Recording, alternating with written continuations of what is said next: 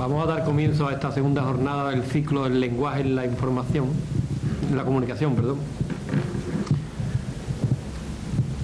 Y hoy, ya sin contratiempo, les voy a presentar al conferenciante de hoy, que es don Carlos Carnicero, director de la revista Panorama. La ventaja que tiene presentar a don Carlos Carnicero es que tiene tantos puntos positivos que, aunque me deje alguno, voy a decir mucho, ¿no?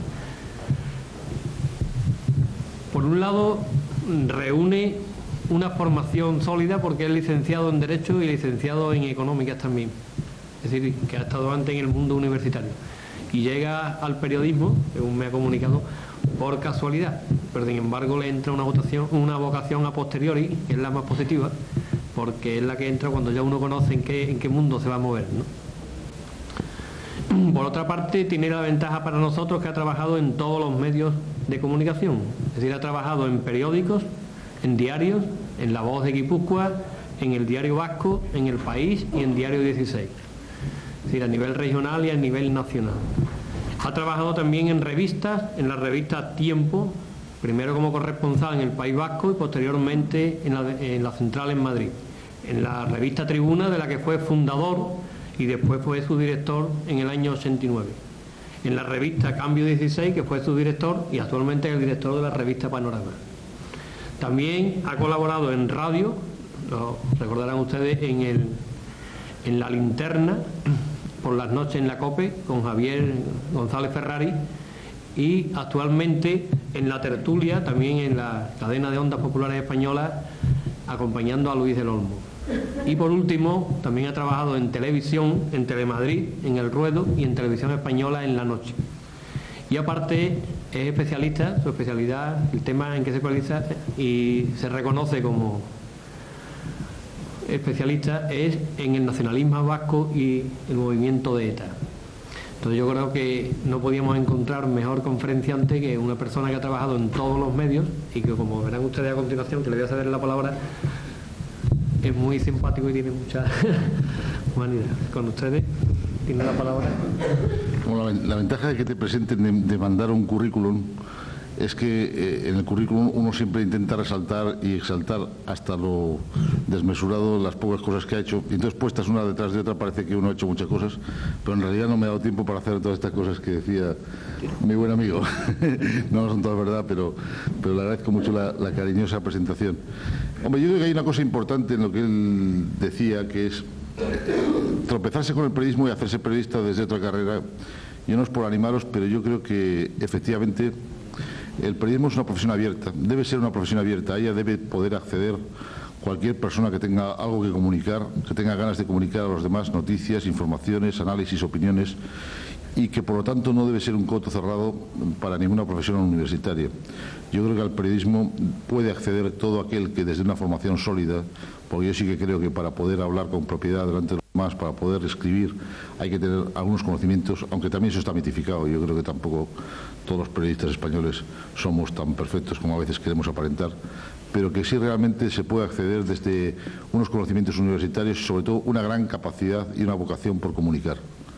Yo creo que en el ciclo de conferencias al que me habéis invitado y al que he tenido muchísimo gusto en decir que sí desde el primer momento, quizá con un poco de precipitación, yo creo que es importante sacar a los periodistas de los talleres, de las redacciones, y acercarlos a la sociedad, a la universidad, a las facultades, a las escuelas, porque se está produciendo en España un peligroso fenómeno de distanciamiento, a mi juicio, y en esto confesaré una cierta heterodoxia entre lo que son los periodistas, que a veces tenemos la tentación de ser un clan y un grupo cerrado de hombres que creemos que tenemos la posesión de la verdad, y lo que realmente piensa, siente y le interesa la gente de la calle, la opinión pública, los profesionales, los estudiantes, ¿no? Acercar esos dos mundos me parece muy importante, porque si no corremos el peligro de tener una radiografía equivocada de lo que está pasando en España y del interés que tienen los lectores. Y eso yo creo que tiene que ver con algo que iremos viendo a lo largo de la charla, que quizás esté un poco desordenada y me lo perdonaréis, pero que es el índice de lectura, el índice de interés por la prensa en este país, que estamos a unos niveles tercermundistas. En España se venden casi los mismos periódicos ahora que durante la Guerra Civil. lo cual es en los programas de la Guardia Civil, lo cual es un fenómeno pues preocupante, ¿no? Yo creo que hay un fenómeno de caída de lector, de falta de confianza en los medios de comunicación, que se están sustituyendo por otros y que a veces no significan lo mismo. Para empezar a ordenar este tumulto de ideas que os quiero exponer, empezaría a decir, ya que me ha presentado como un hombre que ha trabajado en los 3 medios, en prensa escrita, en radio y en televisión, describir brevemente lo que a mí me parece que es fundamentalmente diferente en cada uno de los medios, ¿no? Yo creo que la radio es la frescura de la información, es el bote pronto de la información, es recoger la información como sucede y trasladarla casi sin preparación, con la espontaneidad de lo que sucede en la calle, con la espontaneidad de recién cogidos los datos del suceso, muchas veces sin posibilidad de contrastarlos, lo cual puede dar incluso situaciones dramáticas en las cuales la velocidad de comunicación de una noticia puede que altere una parte sustancial de la misma y que luego haya que modificar sobre la marcha. Esto, pues, por ejemplo, es dramático en un caso, pues, de un accidente o de un atentado, en el cual incluso se pueden dar por fallecidos personas que están vivas y personas que están vivas darlas como fallecidas, ¿no? Pero eso es la radio. La radio es el bote pronto, la frescura, la exposición ágil y dinámica de la noticia, con un análisis también rápido, sin la serenidad ni el reposo de una opinión madurada y escrita y pensada, sino que es la espontaneidad en la propia opinión. Ese es un fenómeno que en España no tiene comparación en todo el mundo occidental, la importancia de la radio como factor de comunicación social y como factor de creación de opinión pública. Las grandes cadenas de los Estados Unidos son cadenas musicales, solamente en Europa las grandes cadenas estatales, propiedad del Estado, son las que cuentan con redacciones sólidas informativas. La mayor parte de la radio que se hace en Europa es una radio de frecuencia modulada, es decir, una radio mucho más dedicada al ocio y al esparcimiento que a la información. Y en España es donde se produce un fenómeno de que la radio, fundamentalmente a raíz, que es una cosa curiosa, a raíz del intento de golpe de Estado, que para muchos de vosotros es historia lejana, de 1981, pues la radio aquella noche se cuajó como uno de los grandes canales de comunicación de este país y desde entonces no ha bajado su índice de aceptación y su capacidad de creación de una opinión pública que, por otro lado, radio no es una opinión pública profunda, crea una opinión más bien superficial, pero muy importante y que tiene un gran peso. Y la prueba es que en pocos países del mundo se pone un informativo a las 8 de la mañana y en una cadena está hablando el ministro de Asuntos Exteriores, en la segunda cadena, en otra cadena de radio está hablando el ministro de Trabajo y en otra cadena está el líder de la oposición, a las 8 de la mañana despachando con el radio. Ese sería un fenómeno increíble en cualquier otro país y que en España es un fenómeno. En segundo lugar, la televisión, por ir en orden. Hombre, yo creo que la televisión es el poder de la imagen. La televisión sustituye la frescura de la rapidez de la radio por la capacidad de expresión de una imagen. Es el tópico de que una imagen vale más que 1000 palabras, pero lo cierto es que viendo la detención de prisioneros iraquíes o cómo están tumbados o cómo son golpeados en un campo de concentración, sobra cualquier explicación porque la propia imagen la traslada. La capacidad de penetración en los hogares de la televisión pues es brutal y por lo tanto es el segundo gran medio de comunicación en este país y yo diría que con una influencia que tampoco es profunda, tampoco es sosegada, tampoco es analítica, pero que es una influencia con una capacidad de penetración en el subconsciente independiente de la voluntad de quien lo percibe enorme. Y por último está la prensa escrita, que es la prensa que es o debiera ser la prensa serena, la prensa de un lenguaje sopesado, la prensa rigurosa, la prensa que ha sido meditada antes de lanzar la noticia, la prensa que da lugar a la información, al análisis y a la opinión, la prensa global, la información en su sentido más amplio y más global, que debiera ser más sosegada. Entonces la primera pregunta que surge es por qué precisamente la prensa que es más completa, quizá el medio de comunicación que debiera ser más globalizador de la información, por qué está en decaimiento frente a fenómenos nuevos relativamente nuevos como son la radio y la televisión. Bueno, yo creo que eso es una llamada a la reflexión y que a lo largo de esta charla iremos viendo por qué esa pérdida de confianza en la prensa, por qué esa pérdida de credibilidad y cuáles son las cosas que podemos llegar a intentar hacer para recuperar una cosa que no está en crisis en Occidente y que puede que pongamos en crisis en este país. Entrando en concreto en el tema de la conferencia, en cuanto al futuro de los medios, de las revistas de información general, yo quería hacer una breve historia. Si comparamos el mercado español de la revista de información general con la generalidad de los mercados internacionales, observaremos en primer lugar que hay una gran pluralidad de oferta, es decir, el mercado tiene como 7, 8 marcas o 9, incluso hasta en ocasiones 10 marcas, para un mercado de lectores que en los mejores momentos ha llegado al 1.000.000 de ejemplares, al 1.100.000, y que en estos momentos puede estar situado alrededor de los 600.000 compradores. Es decir, muchas marcas y pocos compradores para una población de 36 o 38 millones de habitantes que ya tenemos en este momento en España. Haciendo historia, los pioneros de esta nueva época de la información general en semanarios, pues sin duda alguna fue Cambio 16, que aparece en el año 71 encubierto en una revista de información económica en una época en la que informar de política frontalmente era imposible porque el régimen autoritario anterior lo impedía.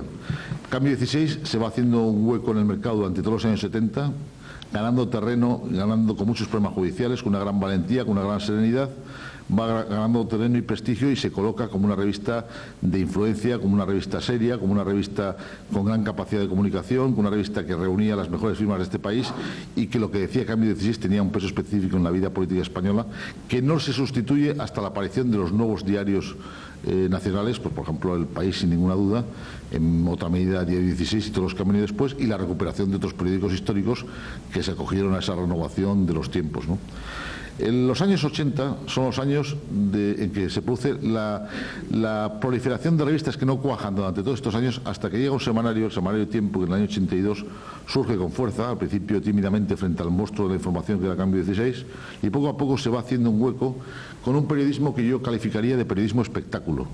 Es decir, dicho sea, me vais a permitir que hable con confianza y como creo que estamos hablando entre gente, no estoy hablando para la galería ni para que esto se reproduzca, me vais a permitir que hable con mucha libertad y con mucha libertad de opinión sobre medios en los que he conocido, a los que tengo absoluto respeto y mucho cariño, pero los que me gusta definir con el corazón en la mano y sin tapujos, ¿no? Yo creo que decía que Tiempo era el periodismo espectáculo, el periodismo que busca la espectacularidad de la noticia, el lado de la noticia que puede parecer más espectacular, sin llegar en absoluto al sensacionalismo, que es un fenómeno europeo que en España está diluido entre la prensa del corazón. Los grandes rotativos alemanes, ingleses, que tiran millones de ejemplares, aquí no tienen alternativa parecida. Aquí lo que se sustituye eso y se diluye entre varios componentes. Habréis visto que había un periódico que se llamaba Claro, que ha durado un poco menos de 4 meses, que intentó trasladar a España la moda de los grandes rotativos europeos sensacionalistas, en el que el amarillismo y la exageración de la noticia es la forma de vender, y eso ha fracasado estrepitosamente en España, por unos fenómenos de peculiaridades culturales, sociales y étnicas que son nuestros y que son difíciles de trasladar a otra parte.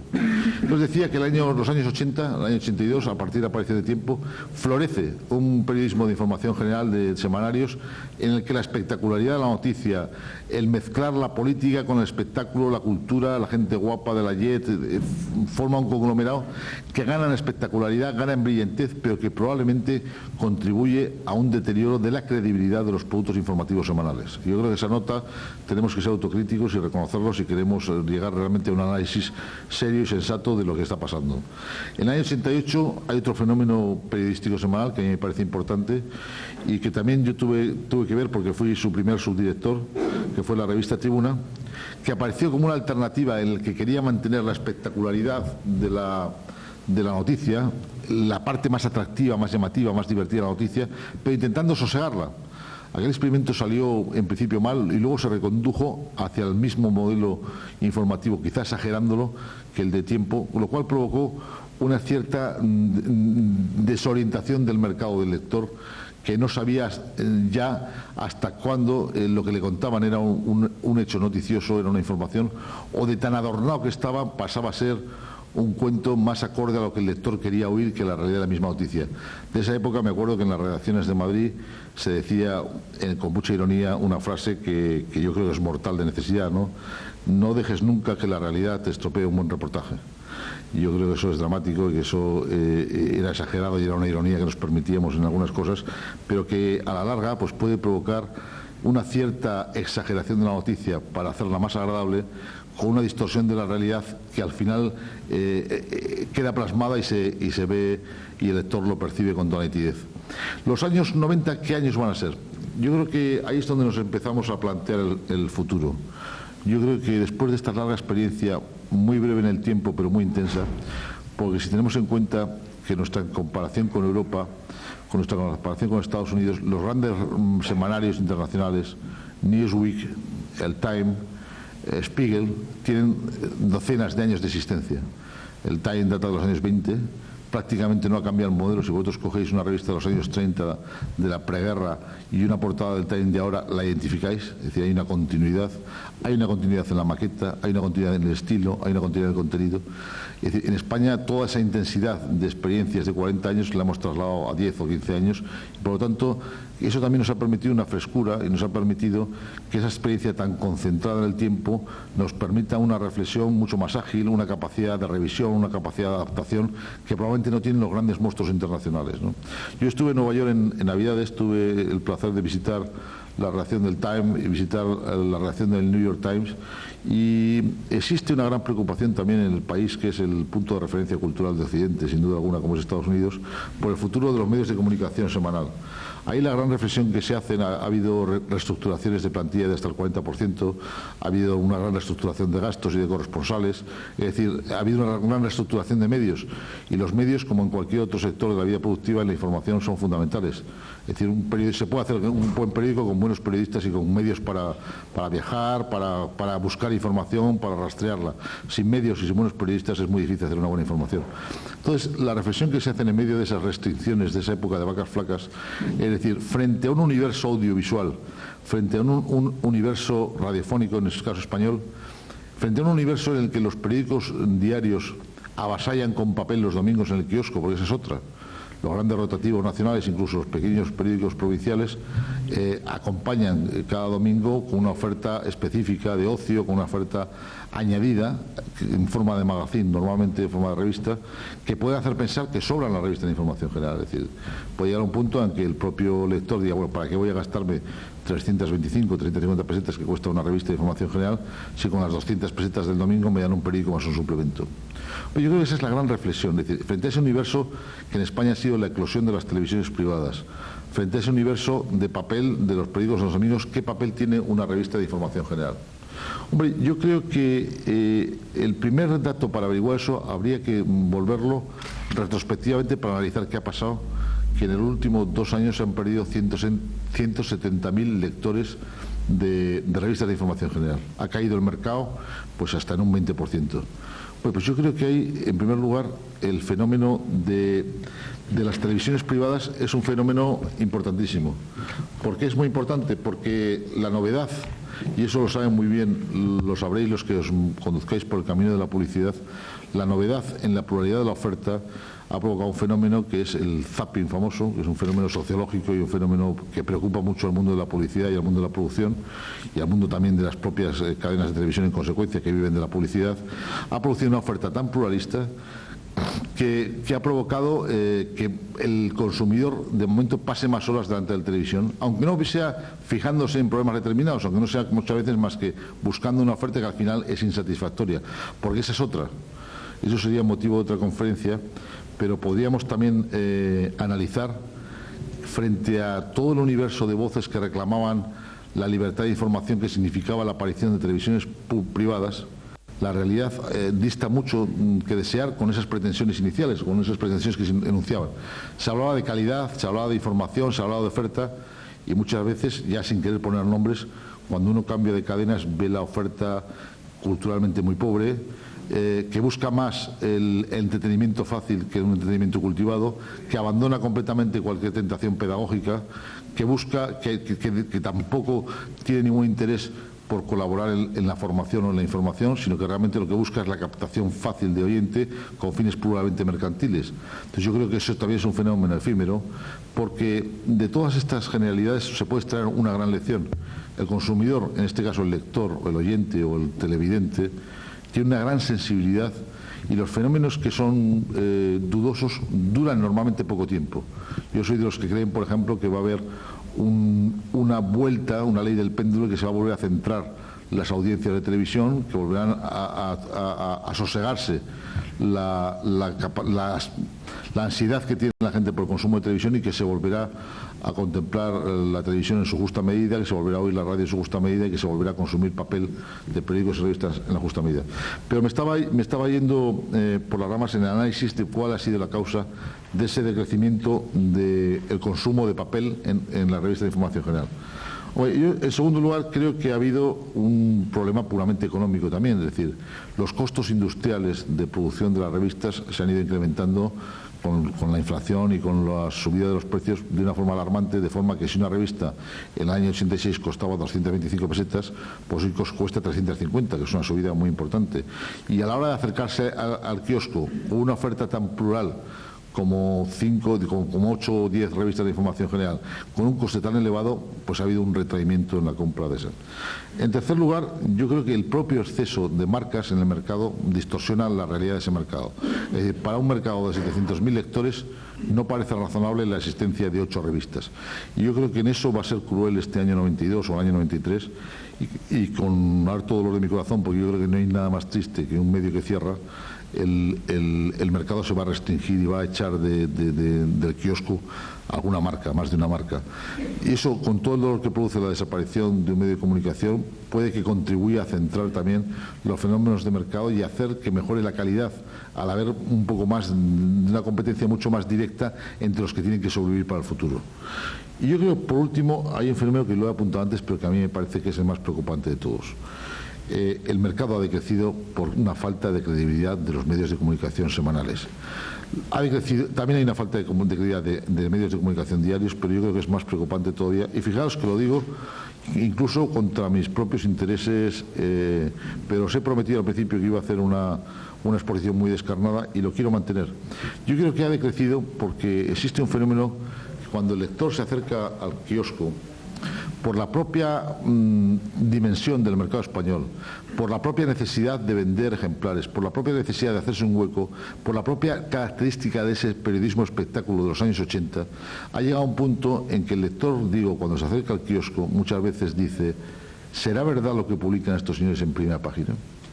Si la primera pregunta que produce una información sorprendente es la de la duda, entramos por el camino en el que es muy difícil a partir de ahí motivar para que el lector compre ese medio, a no ser que sea un puro instrumento de distracción, en el que la realidad no tenga necesariamente que ver con la fantasía. Yo creo que eso a mí me produjo un análisis personal muy fuerte cuando yo estaba en Tribuna. Me lo motivó mucho cuando los 2 años que estuve como director adjunto de Cambio 16, y me lo ha acrecentado muchísimo en la revista Panorama. Desde hace un año, yo creo que en general en mi propia publicación tenemos la tentación de saber que esto es como los buenos vinos, y de eso yo creo que en esta zona entendéis mucho, que la credibilidad es un problema de tiempo, no se puede improvisar con la química, ni con el malabarismo, ni con la información, que tenemos que dar una batalla sórdida, sosegada, muchas veces cruel, porque renunciamos a la espectacularidad y a la notoriedad, pero renunciar completamente a publicar lo que no es cierto, a publicar lo que no estamos seguros si está contrastado, y a publicar lo que de verdad pensamos que es como lo contamos. Yo creo que ese es el camino, y el camino estoy diciendo que es un camino difícil, es un camino de recuperar esa credibilidad, de recuperar, y que eso es muy difícil de improvisar, y que el lector lo tiene que ir percibiendo con su instinto, con su capacidad, muy poco a poco, pero que es un camino también muy cruel, porque cualquier equivocación te provoca un retroceso. Es decir, eso es como la buena fama, ¿no?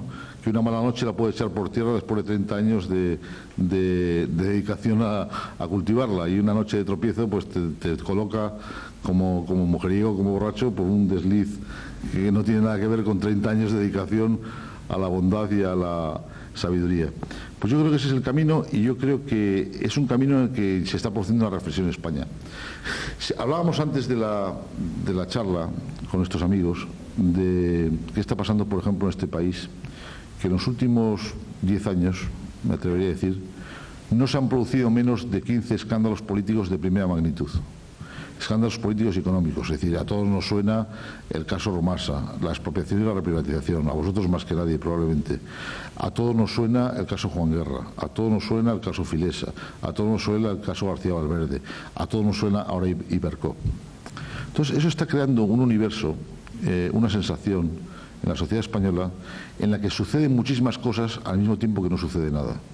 Es decir, los grandes periódicos, sobre todo los periódicos de Madrid, que también estamos obcecados, y yo creo que por eso es muy bueno salir de Madrid y darse muchas vueltas por la geografía española, estamos obcecados en que esos son los grandes temas de este país, y probablemente lo son, porque está en juego la esencia propia de la democracia y el futuro de este país, si realmente esto es un universo de pícaros y de malandrines que se lo llevan crudo pues a costa de cualquier cosa. Pero a la vez de eso, el que se publiquen ríos de tinta y de papel, desmenuzando cada día como si fuera un culebrón de televisión, casos como los que he denunciado, sin que haya un desenlace, sin que se muera el malo o sin que ocurra nada, al final puede generar un grado de frustración con muchas patas de banco. Una frustración de que la gente dice, pero bueno, vamos a ver, si esto es verdad, ¿cómo es posible que no pase nada? Si no pasa nada es porque no es verdad. Entonces los periodistas son una panda de canallas que se dedican a destrozar y a despellejar la honra de todo el mundo sin las pruebas suficientes como para que esta gente acabe en la cárcel. Entonces, ¿qué está pasando? Que al final se arrinconan porquerías en una despensa, en un cuarto oscuro, se van arrinconando y nunca hay nadie que lo desinfecte, ni que lo limpie, ni que declare aquello zona contaminada. Entonces yo creo que esa es la gran preocupación. ¿Quién tiene la culpa de eso? Hombre, yo diría que quien menos culpa tiene de eso es la prensa, por supuesto. ¿Por qué? Porque en la mayor parte de los casos, con excepciones bastardas que en todas las profesiones las hay, y digo en todas las profesiones las hay con todos los riesgos de corporativismo, que esta es una profesión terriblemente corporativa, y yo creo que es una de las cosas que tenemos que aprender a hacernos mucho más autocríticos y hacernos muchos más intolerantes con nosotros mismos, porque somos los denunciadores de los demás y por lo tanto tenemos que tener una gran capacidad de autodenuncia. Yo creo que la prensa no puede tener la culpa, porque la prensa en un principio, digo, salvo excepciones que no son honrosas, lo que hace es intentar averiguar los hechos. Vosotros sabéis que una máxima del periodismo es que la gente nunca quiere informar cuando las cosas le van mal, y la gente quiere exaltar hasta lo indecible cuando las cosas le van bien. Por lo tanto, la labor del periodista está en rebajar los humos a quien presume y en buscar entre las alfombras de quien lo esconde. Naturalmente nadie quiere contar sus villanías, y por lo tanto la labor del periodista está en investigar, con todos los riesgos que esto lleva de que muchas veces la equivocación pueda ser perjudicial para terceros, ¿no? Pero yo creo que ahí la prensa está haciendo una labor de investigación, e incluso yo diría más, y eso sería el tema de otra charla. En un hemisferio político en el que la oposición no termina de plantarse como alternativa de poder, muchas veces puede haber el intento o la tentación de algunos periodistas o algunos de medios de comunicación de elegirse en antagonistas del poder. Yo creo que tampoco es la posición de la prensa. La posición de la prensa es una posición crítica con todos los poderes, que en la sociedad española no solamente hay un gobierno, sino que hay poderes religiosos, económicos, que son tan fuertes o más que el gobierno, y con una gran capacidad de influencia sobre las empresas periodísticas, y por lo tanto el papel de la prensa es un papel crítico, pero no necesariamente destructivo. Es un papel crítico, y crítica significa elogiar cuando se hace una cosa bien y denostarla cuando se considera que se ha hecho mal. Pero yo insisto en que eso también ha podido provocar un deterioro. La suplantación del papel de los periodistas como si fuéramos una especie de vigilantes del orden y de la moral, una especie de supervisores de los partidos políticos o de suplantadores en algunos casos de aquellos. Yo por eso creo que con todos estos elementos de reflexión pueden provocar una crisis de credibilidad de los medios de comunicación, y lo que podría ser mucho más grave, del propio funcionamiento del sistema democrático, si llegamos a la conclusión de que todas las cosas que se publican no tienen el grado de realidad necesario como para tener unas consecuencias penales o administrativas. Existe, por otra parte, la gran frustración de que a partir de esta situación, cuando se produce un hecho determinante, como normalmente es tarde y mal, es decir, por ejemplo, cuando se produce una dimisión, nadie se da por satisfecho con la dimisión y sigue el linchamiento del dimisionario. Es decir, aquí, cuando dimitió Pilar Miró, como dimitió tarde y mal y después de un plante ante la opinión pública, pues el linchamiento duró más allá de la dimisión. En otros países, cuando dimite un tipo, ya le dejan en paz, ¿no? Dice, bueno, mire, usted ya ha pagado por su error político, se ha tenido que ir a casa avergonzado, pues dejémosle en paz, no lo descuarticemos hasta hacerlo de un tamaño ya minúsculo, cada trozo en partes. Aquí no pasa eso, y digo que probablemente no pasa tampoco por culpa de los periodistas, sino por culpa de que los políticos se resisten a la dimisión como fórmula de aceptar un castigo. Ocurrió lo mismo con el caso de Alfonso Guerra, que tardó un año en dimitir, y probablemente ha habido un ensañamiento con él. Objetivamente lo digo, yo no es que sea un personaje que provoque mis simpatías, pero yo creo que ha habido un ensañamiento con él, probablemente porque él se ensañó antes con otros. Lo mismo ocurrió en el caso García Valverde, y lo mismo está a punto de ocurrir con el gobernador del Banco de España, que está a punto de presentar su dimisión, pero después de 3 semanas de sufrimiento, y le esperan no menos de 3 meses de sufrimiento más, porque nadie se va a dar por satisfecho con una dimisión tardía, y por lo tanto el ensañamiento está garantizado. Bueno, a lo que iba con todas estas cosas, que me perdonaréis que sean un poco dispersas, es a que el fenómeno que como periodista a mí más me preocupa es el de la capacidad de influencia de los periódicos de la comunicación en la sociedad. Si esa capacidad de influencia no somos capaces de defenderla frente a cualquier otra tentación, estamos perdidos, porque una sociedad sin medios de comunicación creíbles e influyentes es una sociedad débil y una sociedad enferma. Uno de los pilares de la democracia son los medios de comunicación con capacidad de influencia, con credibilidad y con legitimidad para opinar y distribuir sus opiniones. El peligro de toda esta cosa no solamente es ya la falta de credibilidad de los propios medios de comunicación, sino que eso se puede trasladar a la justicia, a los partidos políticos que se financian con un dinero cuyo origen es bastardo, a los jueces de los que se desconfía que sean imparciales, y por lo tanto puede llegar al final a un desistimiento del propio sistema democrático. ¿Cuál es la solución de futuro para todo esto? Yo no soy profeta ni estoy legitimado para hacer grandes profecías ni para hacer grandes recomendaciones, y mucho menos a mis colegas, que los hay mucho más expertos, antiguos y preparados que yo. Pero yo sí que creo que tenemos que recuperar el periodismo, su papel en la sociedad, desde una posición personal mucho más modesta. Es decir, volver a recuperar las viejas tradiciones de que los propietarios de los periódicos últimos son sus lectores, de que los propietarios de los semanarios son la gente que los lee y que con su propia capacidad de decisión, si lo compra o no lo compra, tienen que determinar los gustos, tienen que determinar, y sobre todo con una gran capacidad de saber que la información es un poder que muchas veces no cambia gobiernos, pero destroza familias. Yo siempre digo que rara vez en este país un reportaje hace caer a un ministro, pero muchas veces provoca que un niño vaya llorando al colegio, ¿no? Y eso sí que es terrible. Es decir, la capacidad de destrozar una familia. Si una familia se destroza porque no queda más remedio, porque los hechos son tan tozudos, porque son ciertos, pues ¿qué le vamos a hacer? Pero ay, Dios mío, cuando se destroza una familia con unos hechos dudosos, con unos hechos sin contrastar. Yo creo que muchas veces la indefensión no es la del periodista, que muchas veces se nos llena la boca de decir nos persiguen, no hay libertad de expresión. Yo muchas veces creo que la indefensión es la del ciudadano, porque no existen suficientes mecanismos para garantizar que está protegido frente a los posibles abusos. Frente a quienes invocan la prioridad absoluta, la primacía absoluta del derecho a la información sobre cualquier otro derecho, yo digo que sí. El derecho a la información es sagrado y probablemente es uno de los derechos fundamentales amparados en la propia Constitución, pero ese derecho fundamental a la información tiene que tener la correspondencia de una gran responsabilidad en el ejercicio de ese derecho, de una gran responsabilidad en la forma en que se ejerce ese poder tan grande que, como decía, es capaz de no derribar gobiernos pero de destrozar vidas privadas. Yo creo que el futuro está en recuperar el pulso de esa confianza, y el pulso de esa confianza frente a la sociedad yo creo que se recupera con veracidad, con ponderación en mesura, con un periodismo que a mí me gusta definir como un periodismo de grises. Es decir, yo creo que los años, la experiencia siempre va demostrando que las cosas no son tan radicales como se ven en algunas etapas de la vida de cada uno, ¿no? Hay etapas en la vida de cada uno que todo se ve blanco o negro y todo se reduce a películas de buenos y malos. Y conforme vas experimentando cosas y vas conociendo, te das cuenta que la vida es un universo de matices y que los matices, las especificidades, los sí peros son cada vez más importantes, y llegar a definir una realidad es un cuadro en el que no todo es blanco y negro, sino que, como decía, se va impregnando de grises, de tonalidades, de sombras, de luminosidad por otra parte, y que recoger eso requiere dedicación, requiere renunciar a la espectacularidad en alguna forma, y requiere llegar a renunciar efectivamente a cosas que puedan ser notorias en un día para otro.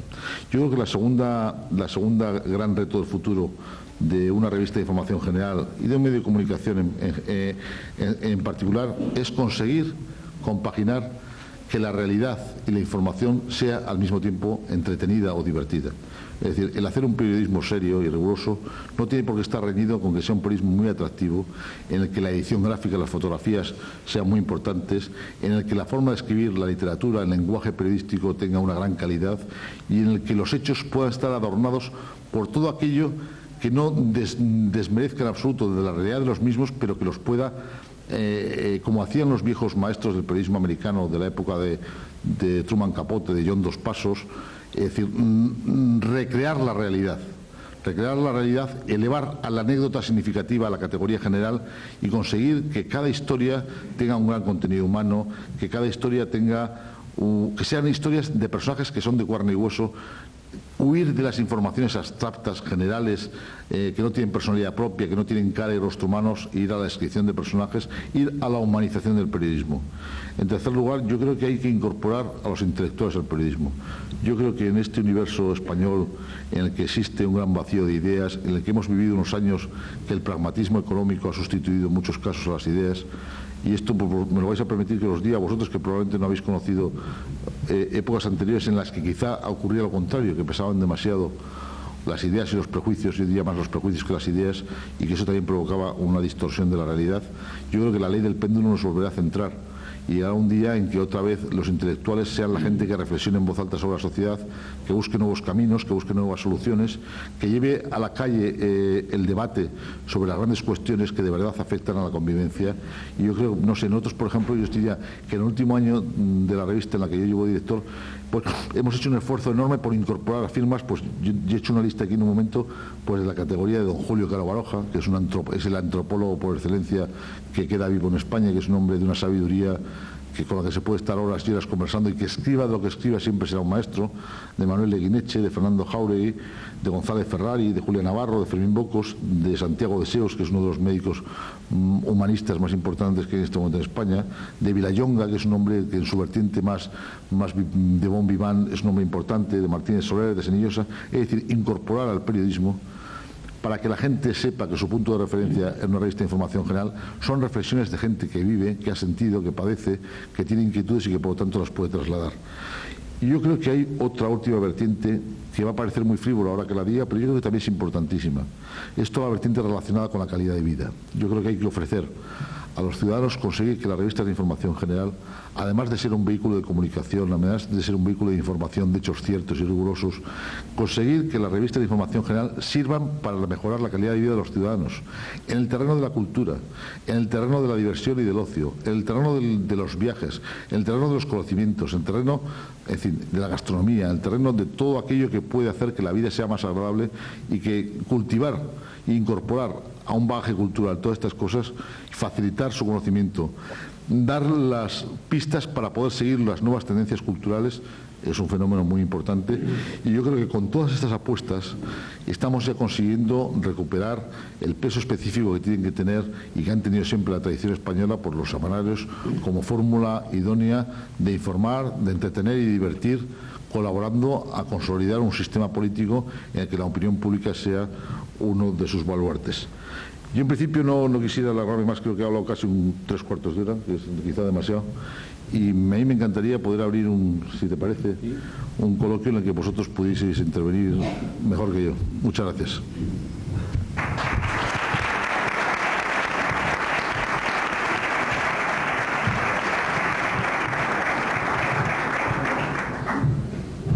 Bueno, le doy las gracias en nombre de todos los presentes y en mío propio por haber venido y por la disertación que ha efectuado, entre otras cosas tan sentida, ¿no? Porque se ve que lo vive. Y como él ha dicho, abrimos el coloquio y si alguien tiene algo que preguntar.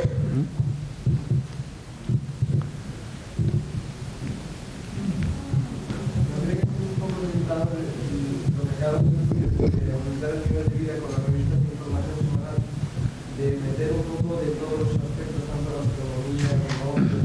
¿No creo que se podría llegar, por lo mismo que hasta ahora, la espectacularidad dentro de los medios de información, a ser demasiado convencional o ser demasiado baja de calidad por intentar meter esa espectacularidad dentro de la variación de información? No, sinceramente creo que no. Yo creo que eso es como todo, ¿no? El hablar de cosas agradables en un universo de tragedias siempre corre el riesgo de que pueda ser despreciable, ¿no? Es decir, si hay una gran situación de paro y hay una situación económica dramática para muchas personas, hacer exaltación del lujo pues puede llegar a ser una irresponsabilidad, ¿no?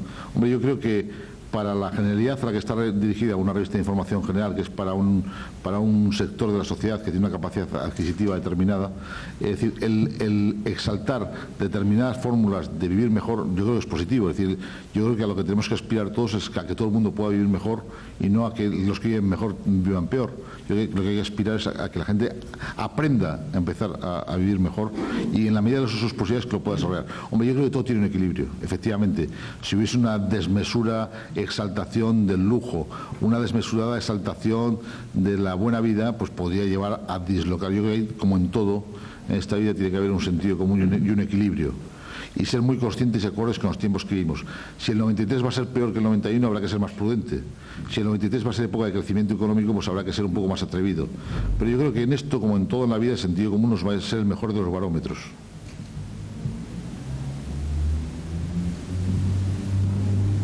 Sí. Si nos puede hablar un poco de esa modalidad de periodismo jurídico, que es el periodismo confidencial. Esa especie de cruz que tienen los periodistas que manejan información privilegiada y demás. Bueno, no sé exactamente si te refieres a los periodistas que manejan información privilegiada de su propio beneficio, que los hay, o a los de récord y a la información confidencial que manejas pero que no puedes publicar.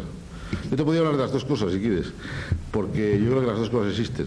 Efectivamente, yo creo que hay el periodismo, hemos dicho antes que es un arma poderosa en una sociedad, poderosa relativamente, como lo es todo, ¿no? Es decir, poderosa para unas cosas o para otras, pero evidentemente todo aquel que tiene poder quiere tener una cierta capacidad de control sobre los medios de comunicación.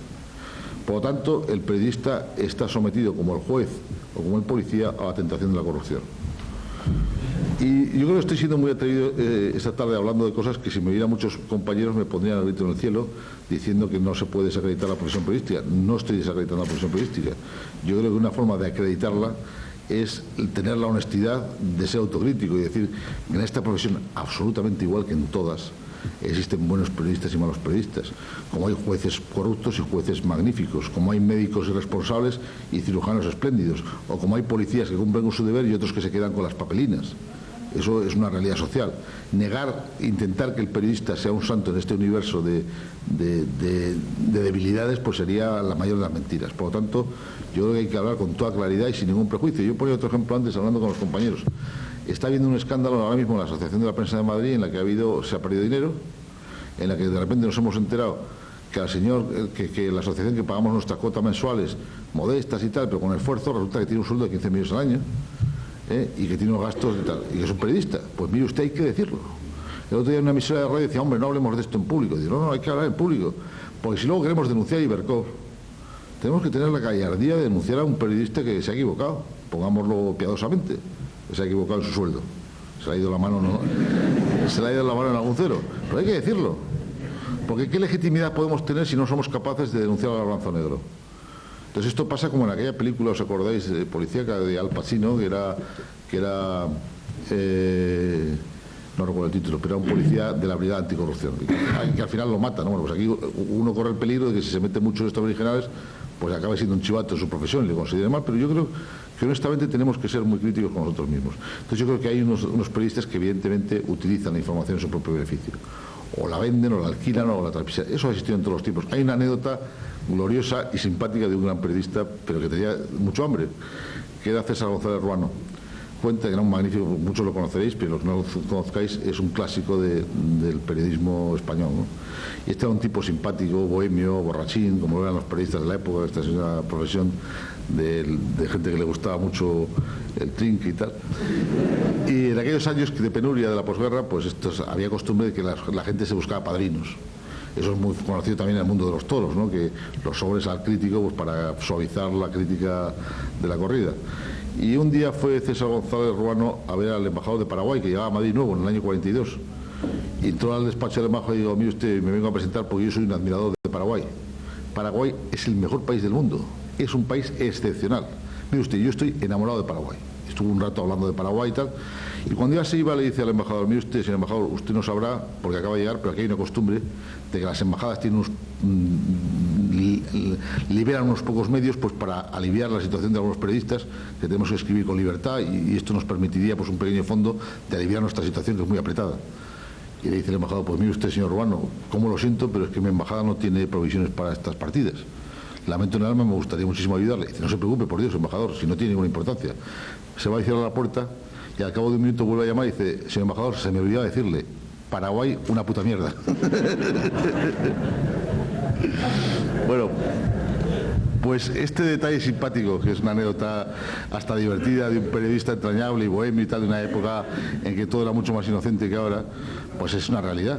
Es decir, hay periodistas que ven Paraguay bien o ven Paraguay mal, depende de la partida que se libere. Lo hay como en todas las profesiones, seguro. Otros son los periodistas, otros la información confidencial. Yo creo que la información confidencial es un arma importantísima para un periodista. Es decir, ¿qué es información confidencial? Aquella información que no puede publicar, pero que conoce y sabe que es cierta y que le permite analizar la realidad. Yo creo que eso es un pacto entre el informador y el periodista que se formula en términos ingleses de off the record, es decir, fuera del magnetofón, textualmente, que consiste en contarte determinadas cosas que tú no puedes utilizar, pero que te sirven para conocer exactamente cómo es el entramado de la realidad y te permite poder opinar con ella con una garantía de estar seguro. Yo creo que es una parte importantísima del periodismo. Muchas veces informaciones que tienes confidenciales te permiten no meter la pata, con aspectos que aparentemente son contradictorios con lo que tú estás viendo y observando. Cuando sabes que, por ejemplo, yo te diría, ahora hay un aspecto clarísimo de tener o no tener información confidencial. Para poder opinar, si seguís la política del País Vasco, sobre las conversaciones entre el PNV y Herri Batasuna, conviene tener información confidencial de lo que está pasando, porque la tentación primera de uno es condenar esas conversaciones. Pero sin embargo, si se conocen algunas cosas de entretelas que están ahí, pues puede parecer razonable. Por ejemplo, si se puede suponer que dentro de Herri Batasuna están buscando apoyos para desgranarse de la violencia, para desgajarse de la violencia, y que esos apoyos los pueden tener en forma de conversación con el Partido Nacionalista Vasco. Esa es una interpretación, y otra interpretación sería saber que en realidad lo que quiere es hacer un acercamiento para una negociación con ETA. Pues conocer la realidad interior de esos hechos te permite tener un juicio mucho más ponderado y no condenar o exaltar algo que a lo mejor te lo tienes que comer pasado mañana, porque te has equivocado, porque no conocías algo que si lo sabes no lo puedes publicar, porque te lo han contado en términos de confidencialidad. Oye, perdonadme que me alargue con que a lo mejor me alargo demasiado con las respuestas y yo creo que esto sea más fluido.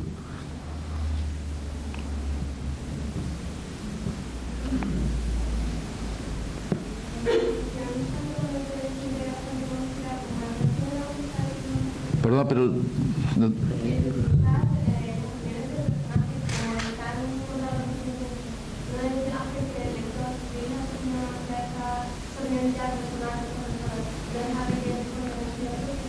Yo creo que en el periodismo tiene que haber, las tres patas del periodismo tienen que ser la información, que es lo más importante sin duda, que es lo que provoca que cada lector saque sus propias conclusiones, y luego el análisis o la opinión, que puede ser en determinados momentos lo mismo, que sirve para enriquecer esa información, esos hechos, y darle...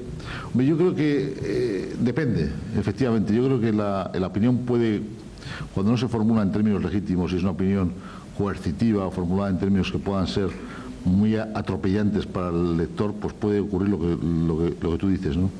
Ahora, yo creo que tenemos que tener la suficiente generosidad y el suficiente interés como para confiar que en toda sociedad deben existir gente con una gran capacidad de reflexión que pueden orientar o colaborar a orientar nuestras propias opiniones. Yo creo que es difícil que nos las cambien, porque a mí la experiencia me demuestra que la gente tiene un gran sentido común y que el sentido común está equidistante de todas las ideologías. Yo les comentaba antes, también en Petit Comité, en una charla que hemos tenido en un café haciendo tiempo, que mi experiencia de radio es muy positiva porque es muy rápida. Tú si dices algo en la radio y se te escapa la mano, inmediatamente hay llamadas a centralita. Y al revés, si un día tienes un día inspirado, un día raro que dices algo inteligente, pues a lo mejor también hay alguna llamada. Entonces eso te provoca una gran sensibilidad y la experiencia me demuestra que la gente tiene un instinto para el sentido común extraordinario. Que por lo tanto, si una opinión tiene sentido común, está relacionada con cosas que tienen que ver con la ética, con la moral, con la opinión general, con lo establecido en la sociedad, esa opinión es aceptada. Y a mí, por ejemplo, me produce mucha satisfacción cuando alguien del PP me dice yo soy de los tuyos y que a continuación un tío del PSOE me dice tú eres de los míos, porque estás en la senda del sentido común. Es decir, porque en todos los partidos y en todas las personas hay componentes de sentido común, salvo en los locos. Entonces, si tú coincides en esos círculos concéntricos que se cruzan, en esa parte común, pues vas por buen camino, ¿no? Entonces yo creo que el formular opiniones, hombre, cuando no son muy dogmáticas, cuando son reflexivas, cuando son de gente inteligente, como puede ser pues, las personas que nombraba antes, yo creo que sirven para enriquecer, pero no sirven para condicionar. Esa es mi opinión. Y yo reconozco que puede existir el riesgo cuando se supervalora esa capacidad de opinión. Por eso yo creo, por ejemplo, en mi revista hay gente que tiene una columna muy pequeñita y hay gente que tiene una página entera. Pero sobre todo lo que manda es la información. Si vosotros cogéis un ejemplar de Panorama, la mayor parte de las páginas son información, son hechos, mejor o peor contados. Las opiniones son algo añadido. pero lo que fundamentalmente el lector se tiene que formar su propio juicio es con su valoración de la realidad a través de la información que percibe, más la ayuda de gente que le puede colaborar en su reflexión. Pero yo creo que la proporción es esa, primero la información y luego la opinión. Perdón.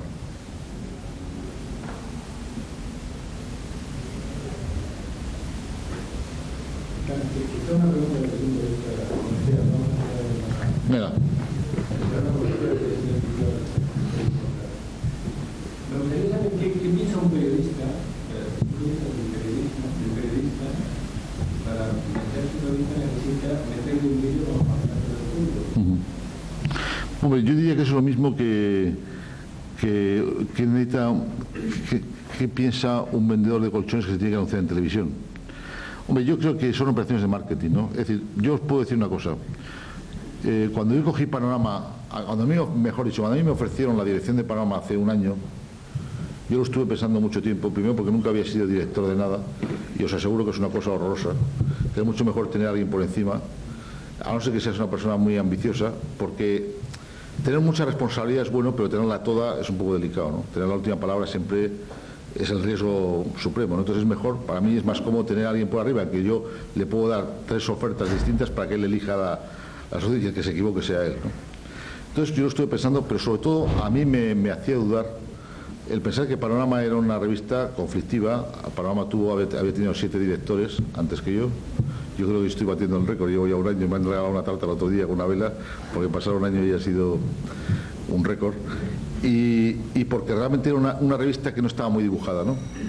Precisamente por ese fenómeno que hemos dicho antes de demasiadas revistas, de periodismo espectáculo y tal.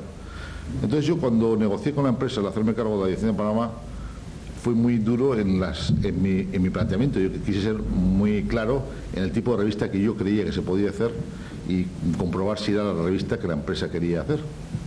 Llegamos a un acuerdo. Pero entonces había que darle un vuelco en ese sentido que os he explicado antes, y no lo toméis como publicidad porque no creo que estemos aquí para esto, sino lo estoy diciendo con honestidad, de intentar centrar una revista que tenga una edición gráfica magnífica, que sean las mejores fotos, y yo puedo presumir que en Panorama ahora mismo está el mejor equipo de fotógrafos, y alguno de ellos está por aquí, de la prensa española. Yo lo digo sin ningún pudor porque es verdad. Es decir, las fotografías de Panorama son las mejores fotos del mercado español ahora mismo. La edición gráfica, el tamaño de las fotos, como se editan, es mejor. Tendremos otras carencias, pero eso no. Entonces yo creía que se podía hacer una revista muy vistosa, muy bonita, muy espectacular, a la vez que muy rigurosa, muy seria y a la vez muy divertida. Ese ha sido el relato. ¿Por qué entonces regalar un vídeo sobre no solamente un vídeo sobre los Juegos Olímpicos, sino porque la semana pasada hemos regalado el reglamento de los toros, o la semana anterior el reglamento de fútbol, y por qué dentro de 2 semanas vamos a regalar una de las mejores películas de toda la historia del cine, que es El tercer hombre, de Orson Welles? Pues porque es una forma de engrandecer el mercado. Nosotros necesitamos que se nos conozcan los que no nos conocen. Entonces, ¿qué tenemos que hacer? Sorprender con algo, regalar algo. Entonces, a mí me parece mucho mejor sorprender con un vídeo de los Juegos Olímpicos que sorprender con una mentira. Yo prefiero hacer el esfuerzo costoso en términos económicos de poder motivar al lector, al posible lector, a que nos compre porque le regalamos una cosa que puede coleccionar y que le puede ser útil, como es una historia de las Olimpiadas, a regalarle con un titular a toda página con una gran mentira que puede ser muy atractiva. Entonces yo creo que es un mal menor. Yo reconozco que podemos acabar vendiendo vídeos en vez de vender revistas, que es el riesgo. Pero la semana que metemos un vídeo, vendemos un 50% más. Conseguimos que haya 60.000 personas que no nos comprarían nunca, que nos compran y nos conozcan. Por lo tanto, estamos abriendo el mercado a gente que si nos prueba y repite, ¿cómo es el eslogan este de si está usted de acuerdo? Tal. Bueno, pues ese, ¿no? Conseguimos que se nos conozca. Y yo creo que nosotros estamos en un momento que nos estamos haciendo, que estamos luchando por abrirnos un hueco en el gran mercado. Yo tengo la pretensión, y también lo digo, yo no soy muy modesto, parezco de Bilbao a veces, ¿no?, que yo creo que podemos llegar a ser la segunda revista del país en un plazo de tiempo razonable, y lo digo, y lo estoy dispuesto a volver aquí el día que sea con los números a demostrarlo. Y yo creo que el esfuerzo tiene que ser muy grande, y el esfuerzo pasa porque la gente nos conozca, por acelerar el conocimiento de la gente. No hay mejor fenómeno de marketing, y eso yo creo que tú lo sabes bien, que es el boca a boca, ¿no? Es decir, la satisfacción que produce el producto. Si la revista Panorama, a quien la lee, le gusta y lo comenta, provocará el impacto de compra. Pero yo creo que también hay que colaborar a acelerar esos fenómenos con operaciones de marketing, que es el valor añadido de una venta. Y a mí me gusta mucho, sobre todo, cuando el valor añadido tiene que ver con la cultura. Nosotros hicimos una colección de vídeos espléndida, que fue la colección de Maestros del Prado. Empezamos por el vídeo de Velázquez y todos los grandes maestros del Prado, y eso se vendió muchísimo, pero sobre todo da una gran satisfacción pensar que has colaborado a que la gente tenga esas obras de arte en casa, en forma de vídeo, y que lo pueda disfrutar. Este año, lo digo a pesar de que puede haber alguien en la competencia que nos copie la idea, vamos a regalar una colección de pintores españoles añadida a la colección del Prado, vamos a hacer una historia de la tauromaquia, vamos a hacer grandes operaciones de marketing, pero siempre en la línea de que lo que regalemos, intentar siempre que sea un valor añadido en términos culturales. Es decir, que no vamos a llegar a regalar lonchas de jamón de jabugo, si eso os tranquiliza. Más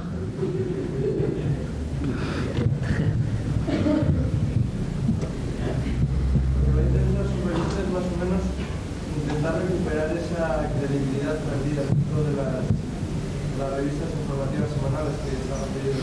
Sí, bueno, yo quizás se me ha ido la mano y vamos a sacar aquí una conclusión muy negativa, ¿no? Yo creo que no es tan negativa como que se puede interpretar. Pero yo sí que creo que la batalla fundamental de la venta de revistas es la confianza del lector. Es decir, conseguir... Hay una cosa que me está entusiasmando y que para mí es el mejor de los índices de que vamos por buen camino, que es el volumen de cartas de los lectores. Es decir, que se ha incrementado muchísimo. Algunas poniéndome verde personalmente. Yo he publicado esta semana una que me ponen a parir. Un tipo de Baracaldo que me pone verde porque hablo de terrorismo vasco en vez de terrorismo etarra y se siente insultado porque él es vasco. Bueno, me parece perfecto. Es decir, si la gente lee y le motiva a escribir una carta es porque se lo cree y porque lo respeta. La gente reacciona frente a lo que respeta, frente a la miseria humana la gente no reacciona, se aleja. Entonces yo creo que uno de los índices para mí más importantes y más satisfacción es comprobar el volumen de cartas, algunas protestando, otras adhiriéndose. Yo prefiero publicar cartas que protestan que cartas que elogian, entre otras cosas porque tiene más credibilidad. Si uno se está todo el día dando autobombo, al final puede pensar que las escribe uno mismo, ¿no? Nadie puede pensar que es tan perverso como para escribirse cartas poniéndose verde, aunque leyendo a Maquiavelo pudiéramos llegar a esa conclusión, pero yo creo que no. Y entonces ahí se ve que los fenómenos de credibilidad es el primer fenómeno anterior a la venta. Es decir, si tú logras que los demás medios de comunicación, dentro de la terrible competencia que hay, te reproduzcan y se hagan eco de tus informaciones, vas por buen camino. Si tú consigues provocar reacciones en los lectores, vas por buen camino. Entonces yo creo que el gran objetivo es, primero, la credibilidad, que la venta vendrá añadida. Si la credibilidad y la venta vienen parejas, muchísimo mejor. ¿Dónde entra la competencia entre los dominicales? Sobre todo los servicios. Yo creo que hay grandes suplementos dominicales que, es decir, el método dominical nunca tendrá la frescura de una revista de información porque son productos mucho más enlatados, entre otras cosas porque los costes industriales hacen que se cierren, que se manden a talleres con mucha antelación. Entonces los productos son más enlatados, son más cosas intemporales y por lo tanto cosas con menos tensión de actualidad. Yo creo que en el terreno de los servicios, del ocio, de lo que hablamos antes, de la gastronomía, del turismo, de los viajes, de la cultura, de la música, es donde pueden hacernos más daño. Y donde nos tenemos que esforzar porque nuestra calidad sea mayor. Nosotros tenemos que lograr tener un crítico en Nueva York que nos recomiende ir a Nueva York en la época que estrena el nuevo musical. Y además facilitar al lector el que sepa que a través de tal compañía aérea tiene una reducción de tal y que por tan poco dinero puede ir a Nueva York 3 días y que la mejor oferta es esta. Ese es nuestro reto. No solamente decirle que se estrena El Fantasma de la Ópera en Nueva York, sino más decirle cómo puede ir por la vía más barata y más segura, en qué época del año es mejor que vaya, qué tiene que hacer o qué puede hacer para que no sentirse un extraño en Nueva York el primer día que llega. Es decir, ese tiene que ser nuestro esfuerzo, el ser un servicio lo más detallado y mejor posible para el lector. Y yo creo que ahí es donde tenemos la batalla y la vamos a ganar. Sí. ¿No cree que la prensa diaria que ha evolucionado en la manera de la noticia, de dar la noticia fue simple a explicar la noticia, le ha quitado lectores a nadie? En parte sí, en parte no. Yo en parte sí, porque evidentemente la prensa, sobre todo la prensa española, es una prensa en la que acompaña mucha opinión y mucha reflexión. Pero la velocidad del periódico diario no es mayor que la del semanario. Por lo tanto, nosotros tenemos 6 días para reflexionar sobre una noticia que ellos tienen 3 horas. Si hay un acontecimiento que surge a las 6 de la tarde, ellos tienen que tener la opinión formulada a las 8 de la noche. cuando cierran las máquinas y para que salgan las furgonetas que lleguen a toda España o para que se reparta en cada ciudad. Entonces yo creo que eso nos permite un margen de sosiego. Segundo, ese tiempo nos permite mayor capacidad de consultar a especialistas, mayor capacidad de elaborar más la información y la opinión. Yo creo que son también universos distintos y las pretensiones también tienen que ser distintas. Lo mismo que nosotros no podemos competir en la actualidad con un periódico diario difícilmente podrá competir con la elaboración de la noticia. Un periódico diario nunca podrá dar una foto a 4 columnas en color como la que doy yo, del accidente o del nacimiento. Es decir, nosotros contamos con la ventaja de la calidad del producto, del color, del detalle, de la elaboración. Ellos cuentan con la premura y la rapidez. Yo creo que son universos complementarios y además no nos tenemos que ver como enemigos y competidores, sino como complementarios. Es decir, yo creo que a mí me lea el lector del País, el del Diario 16 y el del Diario de Jerez. Es decir, yo no quiero robarle ejemplares al Diario de Jerez. Yo quiero conseguir que la gente que compra el Diario de Jerez además compre Panorama. Yo creo que no es competencia directa. Pero ahora con el reportaje de investigación se haya reducido mucho. Sí, en algunos casos sí, porque la prensa también tiene que hacer su propio magazine. Pero yo creo que las mentalidades son distintas. Y de verdad, yo he trabajado en los dos medios y hay una prueba gráfica y la voy a decir sin ninguna ironía y de verdad, tomarlo en serio porque además eran muy buenos amigos los que me lo dirigían. ¿Os acordáis de un semanario que se llamaba El Globo? Que tuvo una vida efímera y que lamentablemente cerró. Bueno, pues antes me preguntaba alguno de mis contertulios ¿por qué cerró El Globo? ¿Cuál es tu opinión? Y yo le he dicho, pues muy fácil. Yo creo que el Globo cerró fundamentalmente porque hubo una miopía en querer aplicar criterios de prensa diaria a prensa de información semanal. Es decir, gente que era experta en hacer probablemente el mejor periódico que hay en este país, o uno de los mejores periódicos que hay en este país, como es El País, quiso hacer con los mismos esquemas una revista de información general y con todo el dinero del mundo y con todos los medios y los corresponsales y yendo a Estados Unidos a aprender, comprando tecnología informática de la última generación, mandando a los especialistas en marketing, o sea, con los mejores medios con los que yo jamás soñaré con poder trabajar, fracasaron. Porque la mentalidad de la información es distinta. Intentaron hacer una revista con mentalidad de periódico y ese fue su gran error. Una buena pregunta, a mí me gustaría saberlo.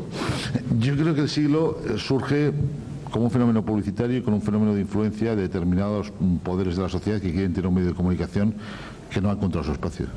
Yo creo que vosotros lo sabéis, las cifras de ventas del siglo son muy modestas y que se está manteniendo artificialmente por circunstancias que yo ignoro y que tampoco desprecio, pero yo creo que el siglo no tiene futuro en ese sentido. Lo digo, que no lo penséis que quiero fastidiar al siglo por beneficiar a no sé quién, no, es que lo digo con toda la honestidad, de verdad, porque el tipo de periodismo que hace, el tipo de información que elabora, no creo que tenga eco en este mercado. Entonces se mantiene pues probablemente por unos intereses ajenos que pueden ser legítimos, pero distintos a los de hacerse un hueco en el mercado. Honestamente lo pienso así. Puede aplicarse lo que he dicho a otra revista que se llama Hechos, que también es minoritaria, que a lo mejor tiene vocación minoritaria. Me extraña que haya una correlación entre la publicidad y los impactos que pueda tener eso con la realidad que tiene. Pero mientras se mantenga, me parece legítimo y perfecto que quieran estar ahí. Pero yo sí que creo, y lo digo en términos dolorosos, como he dicho antes, que el 93 o el 92 va a ser un año de recolocación en el mercado y que con una bajada del nivel de publicidad que hay muy importante. Ayer me contaban de una multinacional que ha cogido 800 millones de su partida de publicidad de marca y los ha trasladado directamente a la cuenta de resultados. Pues es una forma de aliviar la cuenta de resultados. Es decir, ¿de dónde se empiezan a reducir los costos en las épocas de crisis? Pues en los gastos y fundamentalmente pues en los gastos, sobre todo la publicidad, que no es una publicidad directamente relacionada con la promoción y con la venta, sino publicidad de marca, pues de ahí se reducen y se pueden aliviar las pérdidas o mejorar los beneficios. Entonces yo creo que vienen años malos, van a aguantar los grandes medios de comunicación y algunos lo van a pasar muy mal y tendrán que cerrar probablemente. Bueno, nosotros tenemos la ventaja de pertenecer a un grupo, que es el Grupo Z, que en conjunto tiene el 63,2% del mercado. Pues nosotros tenemos Tiempo, Interview y Panorama como tres realidades distintas pero pertenecientes a un mismo grupo. Eso nos permite una situación de poder aguantar las épocas malas, porque siempre aguanta mejor desde una posición de control del mercado que desde una posición minoritaria. Pero hay otros, y ya me vais a permitir que no dé nombres porque no me parecía correcto, que lo van a pasar mal este año.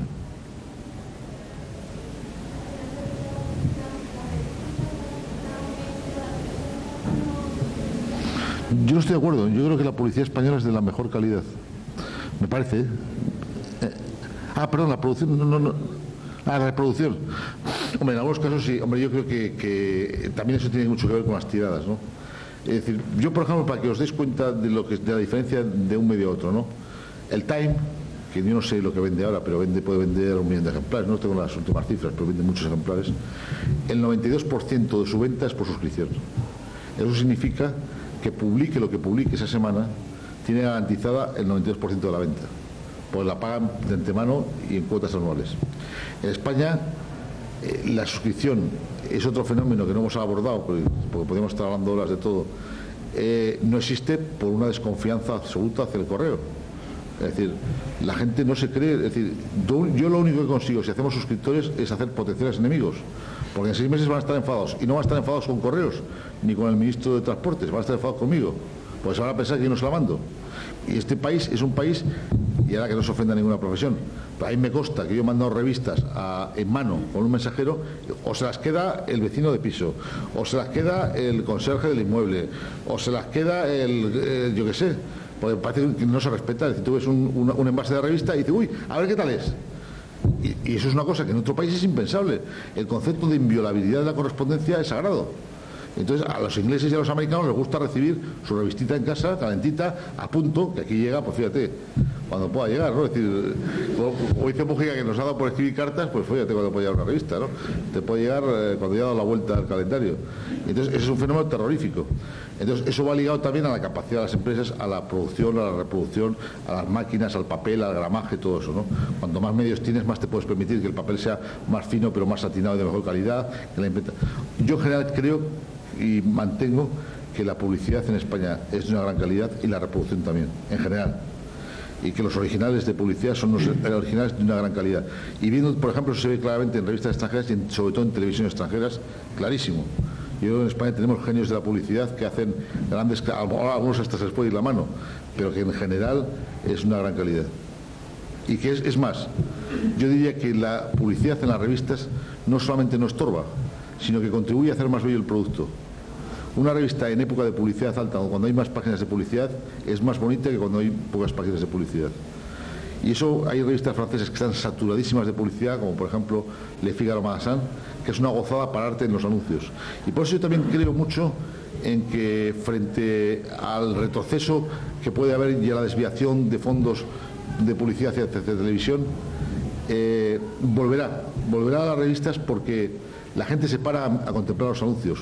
Mientras están haciendo zapping en televisión, tú paras a ver. Yo, por ejemplo, soy un enamorado de la publicidad de los semanarios, y me gusta ver los originales de cada. En mi caso quizás de formación, pero yo creo que mucha gente se para porque los anuncios son bellos, y eso te motiva el ver qué es eso.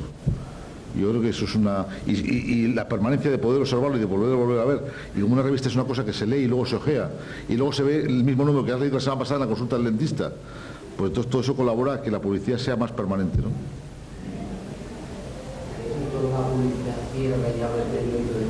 Mucho. Yo te diría que hay, para mí es un tema preocupante, ¿no? Porque yo creo que ahí también tiene que haber sentido común y equilibrio entre la machada y la honestidad, ¿no? Es decir, yo creo que en esto, como en todo, el sentido común es lo que tiene que marcar los límites. En principio no hay por qué perjudicar a un buen cliente. Es decir, yo, por ejemplo, os pongo ya casos concretos y de verdad que estamos hablando en confianza, ¿no? Yo, por ejemplo, antes de darle un palo a Iberia me lo pienso 2 veces, porque Iberia es un buen cliente nuestro, que le hacemos en nuestro grupo una revista. Fijaos que estoy hablando con mucha confianza, ¿no? Pero sin embargo, si se lo tengo que dar, se lo doy. Y ahí me la juego. Entonces, a lo mejor no se lo doy por una tontería. Es decir, si es una noticia sin importancia, pues a lo mejor pues, no vamos a fastidiar por una abogada. Ahora, si hay un accidente aéreo que ha habido negligencia, si hay un deterioro del servicio progresivo, si hay una irresponsabilidad en el funcionamiento de esa empresa, yo se lo meto con toda mi responsabilidad, y a mí me ha costado campañas de publicidad, y a mí en medios que he estado yo ha habido empresas que han levantado la campaña de publicidad porque les hemos metido un cuerno, como se dice en el argot. Pero bueno, ese es el coste de todo, ¿no? Es decir, porque si no seríamos prisioneros del más poderoso. Entonces yo creo que ahí está el equilibrio y otra vez el sentido común, es decir, y la responsabilidad. También es verdad que en este país cada vez los empresarios, los buenos y los potentes empresarios, son cada vez más sensatos. Entonces yo os podría contar, ya no os lo cuento porque es una conversación privada, una conversación de ayer muy dura con el presidente de una compañía que me manda una carta de rectificación, pero que sin embargo sé que no me va a quitar la campaña de publicidad, porque él entiende los límites del juego. Él sabe que yo la información que he dado no la he dado por fastidiarle, ni por hundirle, ni al servicio bastardo de otra compañía de la competencia. Entonces él, que es un tipo inteligente, no va a reaccionar como Goebbels, quitándome la campaña de publicidad, sino va a reaccionar por los conductos lógicos y racionales de una conversación, de intentar desmentir lo que ha ocurrido, aun cuando fuera verdad, que también es su derecho, ¿no? Entonces yo creo que cada vez, cada uno, los empresarios españoles son muy inteligentes y saben cuáles son las reglas del juego. Y saben que el meter publicidad no significa comprar un medio, y saben que los intereses son compartidos. A mí me interesa que entre publicidad, pero no me interesa que me dominen. Pero a mí me interesa que mis lectores vean su producto. Entonces todos sabemos cuáles son los límites de los intereses comunes y dónde podrían entrar los intereses bastardos. Y lo mismo que yo nunca le haré chantaje a nadie llamándole por teléfono diciendo: mire usted, yo tengo una información aquí muy comprometida, pero si usted me mete en una campaña de publicidad y yo se la levanto, jamás lo haré. Pues él jamás hará decirme: levanta una información a cambio de una campaña de publicidad. Yo creo que eso cada día en una sociedad civilizada está más claro. Otra cosa es una forma mucho más sutil de dominación, que es la compra de los medios. Es decir, eso estamos observando, que los grandes bancos, los grandes banqueros están entrando en los medios de comunicación, y que es una forma de buscar paraguas y de buscar protección. Que gente ajena a los medios de comunicación, con grandes intereses económicos y corporativos, introduce su dinero para tener una capacidad de control. Ese sí es un problema muchísimo más preocupante que el de la publicidad, que es el de la dominación por la compra. Probablemente en la época de González Ruano era más práctico comprar periodistas, y probablemente en la época actual es más barato comprar medios. Esas son las grandes diferencias de dos épocas, una mucho más romántica y mucho más pragmática.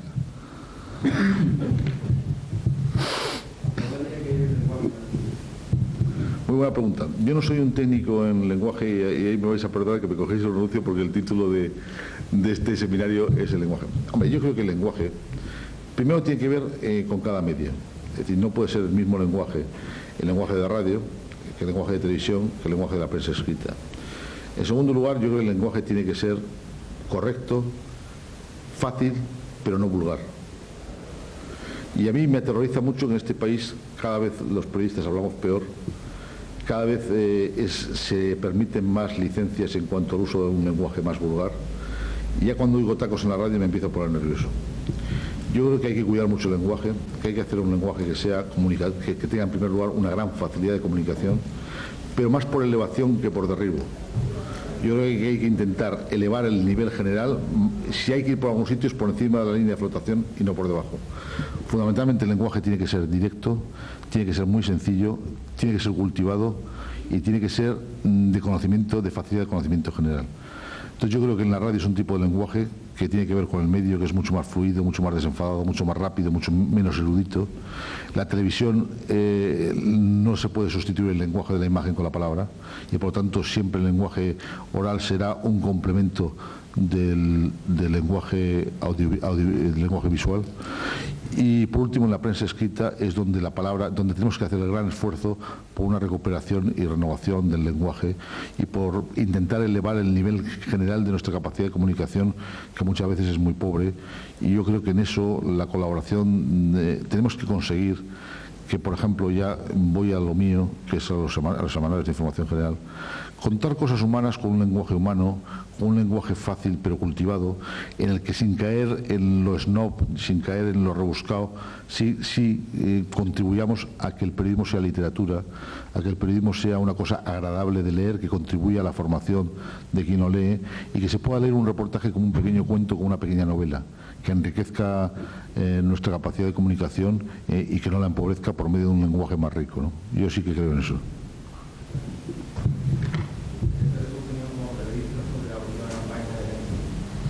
¿De Benetton? Pues no la tengo muy clara.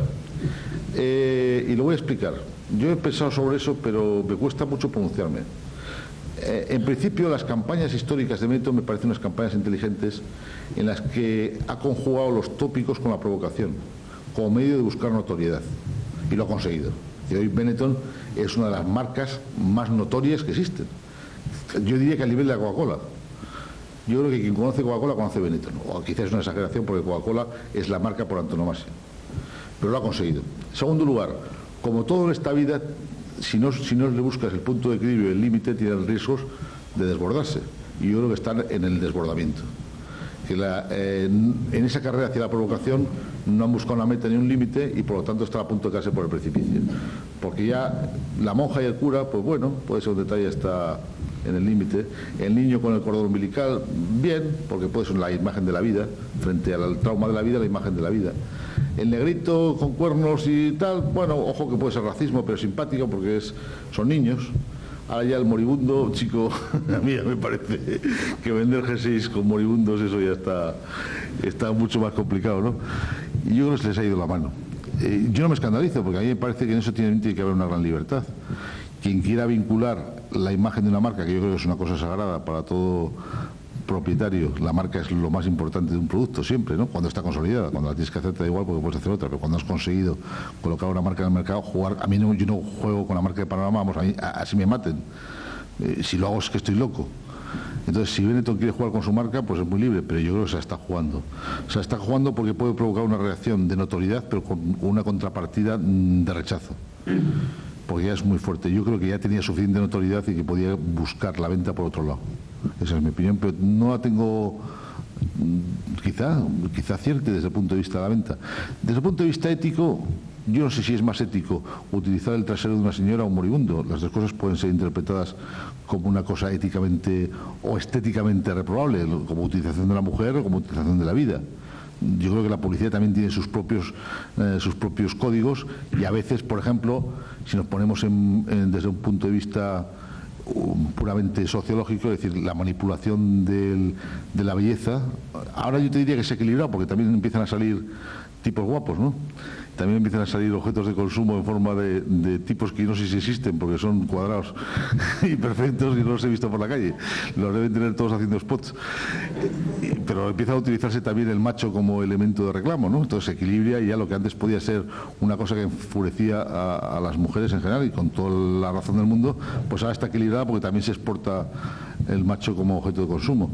Pero en general la publicidad también tiene unos límites que no sabemos dónde pueden parar en la utilización de los niños, la utilización de la mujer, la utilización del hombre, la utilización de conceptos. Entonces, yo no me atrevo a definirme que es más denostable utilizar la muerte que otra cosa, pero en principio a mí no me gusta.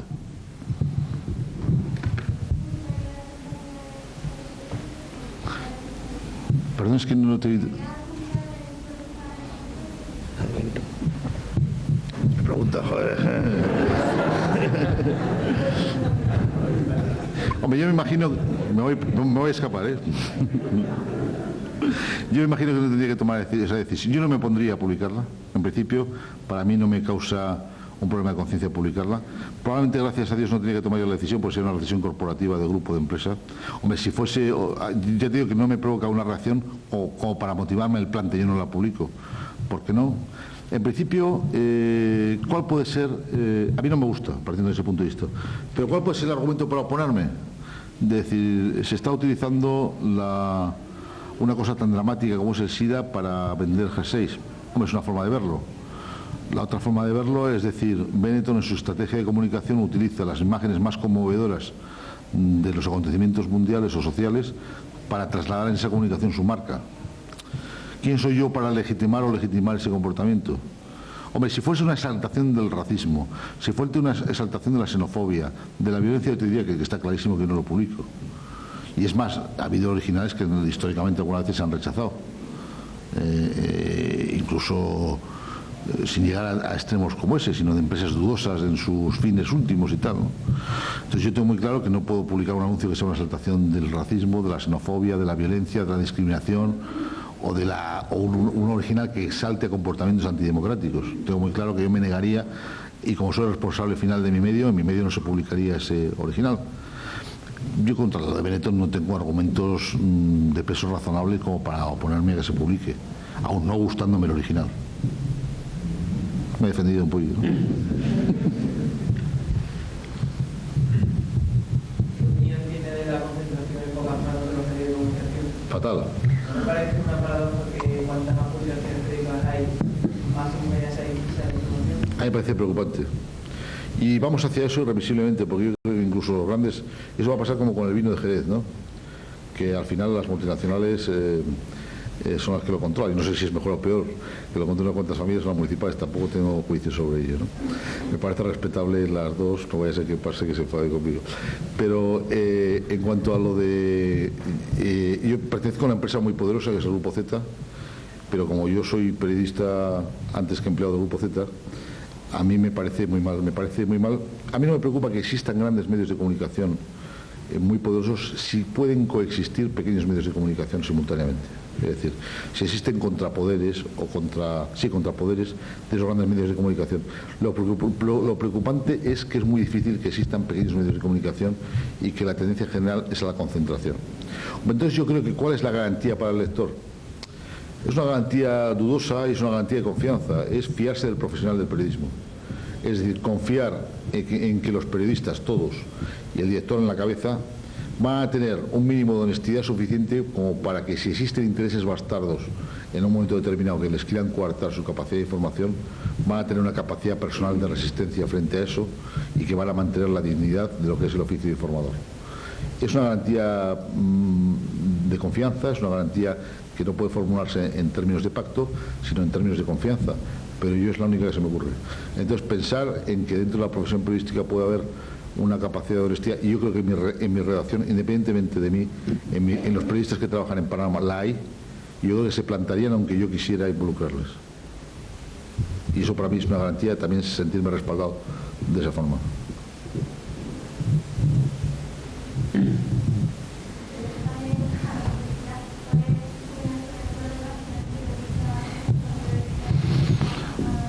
A mí me parece muy pocas, yo creo que vengan más. Yo creo que vengan más porque nos irá mejor. No, hombre, yo creo que tiene que haber un equilibrio. Yo creo que el porcentaje mínimo que tenemos siempre es un mínimo de 100 páginas de información, siempre. Y a partir de ahí, nunca la publicidad puede ser más del 40%. Aunque esté legalmente establecido, yo diría que la publicidad nunca puede ser más de un 35 o un 40% del total de las páginas, contando que el mínimo son 100. De información. Pero es que yo voy un poco a lo que iba antes. Si la publicidad es inteligente, que en este país lo es, si la publicidad está bien compensada y bien concebida, la publicidad colabora a la belleza plástica del producto. Bueno, en un momento determinado puede atosigar si es demasiada, pero con esos porcentajes nunca. Y a mí me gusta más un ejemplar que tiene 40 páginas de publicidad que un ejemplar que tiene 10 páginas de publicidad. Porque yo te diría que hasta desde un punto de vista de estructuración de la información me viene bien tener páginas de publicidad para separar reportajes, y cuando lo tengo bastante me pone nervioso porque me gusta acabar un reportaje, meter dos paginitas que haga bonito, empezar otro reportaje, hasta pequeños trucos que pueden colaborar en la estética general del producto. Y eso en una revista nuestra gráfica, con una buena edición gráfica y de fotografías como la nuestra, es muy importante. Y no solamente no estorba, sino que colabora. Y es más, yo diría que hasta facilita, es un medio también de información y de comunicación. Y como estaréis viendo a lo largo de este seminario, no solamente se trata de información, sino que la publicidad es un vehículo de comunicación. La publicidad empezó el día que un señor tuvo que anunciar con un bolígrafo que quería vender algo, ¿no? Entonces es una forma de comunicación, de que se pone a disposición de los demás un bien de uso. Todo eso es sofisticado, hasta hacerlo bello, hasta hacerlo plástico, hasta hacerlo con reclamo, confiando en que los códigos también de los publicistas tienen su código de honor y que por lo tanto no van a hacer publicidad engañosa. Yo creo que la publicidad es un fenómeno sanísimo en una sociedad. Puede ser en determinados momentos un medio preocupante. Por ejemplo, a mí hay una cosa que me preocupa y que a mí tuve una pequeña bronca, tal vez comento confidencias con mi empresa, cuando quise hacer un reportaje contra la publicidad infantil en Navidades, ¿no? Porque a mí sí me preocupa que la publicidad en determinados momentos pueda ser coercitiva de voluntades no formadas, como puede ser la de los niños, ¿no? Y que en determinados momentos una exacerbación de esa publicidad sobre medios de consumo para niños pues puede ser preocupante. Yo no voy a decir perjudicial, pero sí preocupante, ¿no? Pero en general, respetando los códigos establecidos, que yo creo que además del sentido común, los códigos legales establecidos son suficiente garantía para eso, yo creo que la publicidad es una contribución importante en una revista de información general, como servicio y como belleza estética, que permite a la gente conocer productos, tener imagen más precisa sobre ellos. Es decir, soy terriblemente respetuoso con la publicidad, pero no solamente por pelota, sino porque creo en ella. El comportamiento que ha tenido la Junta ahora respecto al cierre del Independiente, lo que está causando varios medios de comunicación, también yo también soy respetuoso con eso, porque a mí me molesta mucho que ha habido muchos periodistas que cuando la ONCE compró el Independiente pusieron el grito en el cielo y el día que la ONCE cerró el Independiente también pusieron un grito en el cielo. ¿En qué quedamos? ¿No? Es decir, si la ONCE no puede comprar, pues está bien que cierre. Y si la ONCE puede comprar, está mal que cierre, ¿no? Yo creo que desconozco las motivaciones últimas de Miguel Durán y de la ONCE para quererse introducir en los medios de comunicación, pero yo no creo que sean distintas y menos legítimas que las de Mario Conde al comprar La Vanguardia. Es decir, la ONCE es una realidad de poder. Se podrá cuestionar la legitimidad de esa realidad de poder desde el punto de vista de si es legítimo o no que una parte de la sociedad, que son minusválidos, tengan unos privilegios en su forma de organizar socialmente y económicamente su vida con respecto a los demás mortales. Se podrá cuestionar todo eso, pero una vez que esa realidad de la ONCE existe, ¿por qué no va a tener medios de comunicación lo mismo que los tiene Banesto o lo mismo que los tiene Polanco en el país, ¿no? Es decir, son realidades de poder y quieren tener su cobertura informativa. Como he dicho esto, yo creo que hay los grandes culpables del cierre del Independiente, en último caso, no es Durán, sino los que le echaron en cara a Durán el haber entrado. Entonces yo creo que en esta vida lo que sí que hay que ser es coherente y serio, ¿no? Tú no puedes maldecir a Durán por comprar y maldecir a Durán por cerrar. O lo maldices por una cosa o lo maldices por la otra. Entonces yo creo que entre todos lo mataron y él mismo se murió. Todos los grandes defensores que han ido en la primera línea del entierro de Independiente tenían el machete manchado de sangre, ¿no? Lo habían estado degollando la víspera, muchos de ellos, ¿no? Entonces yo creo que hay que ser serio. Y yo no me atrevo ni a criticar a Durán por cerrarlo, ni a criticar a Durán por comprarlo. Yo creo que hay una realidad que es terriblemente dramática, que es la realidad del mercado. Cuando un periódico se vende es porque es malo. No hay ningún periódico que no se venda que sea bueno, porque la primera condición de que sea bueno es que se venda. Y entonces esa es una realidad de mercado dramática y que a mí me duele. Yo tenía íntimo amigo del director de Independiente y hay muchos amigos de Independiente, pero no lo supieron hacer. La realidad del mercado lo ha dictado. Perdía dinero y el empresario un día se cansó de que perdía dinero.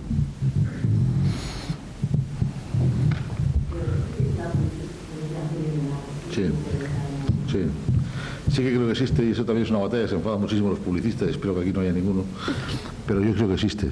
Es más, en Cambio 16 publicamos, en la época que estaba yo, un reportaje que era muy curioso.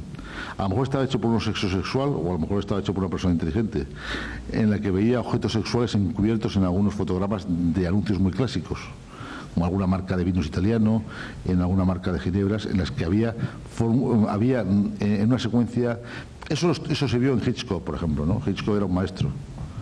Hitchcock utilizaba fotogramas de terror que no se percibían conscientemente, se percibían de forma subliminal y colaboraban a que mejorase el terror de sus películas. Hay una escena, creo que es en Rebeca, sí creo que es en Rebeca, en que uno de los fotogramas de la mujer es una calavera.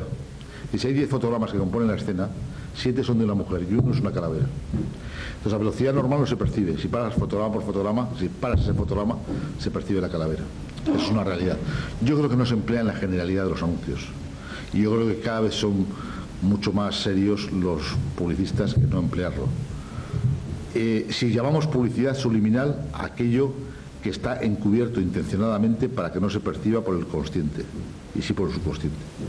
Otra cosa son las insinuaciones, otra cosa puede ser todo el lenguaje riquísimo de la imagen que puede provocar por medio de la exaltación de la imaginación todo tipo de situaciones emocionales o psicológicas. Pero si llamamos publicidad subliminal encubierta aquella que conscientemente oculta para que no se perciba un mensaje, yo creo que no se utiliza ahora mismo.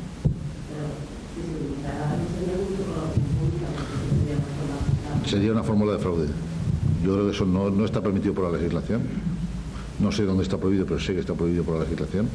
Y sería una fórmula de fraude porque sería utilizar mensajes encubiertos que no son capaces de provocar tu rechazo porque no eres consciente de que lo recibes. Y hombre, una de las reglas de la publicidad como de la información es la libertad para percibir o no percibir o para rechazar un mensaje. Si te lo están dando de forma que tu consciente no puede tener la capacidad de rechazarlo, están jugando sucio.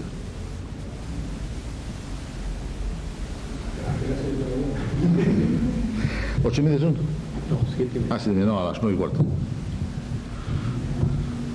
Una pregunta, ¿se conoce el consumidor medio de cada uno de los distintos medios escritos?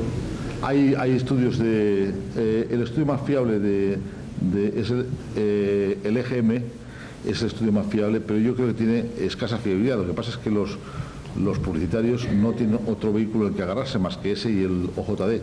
El OJD es un estudio cuantitativo puro y el EGM es un estudio cualitativo en el que desmenuza cuáles son las cualidades de cada uno de los lectores.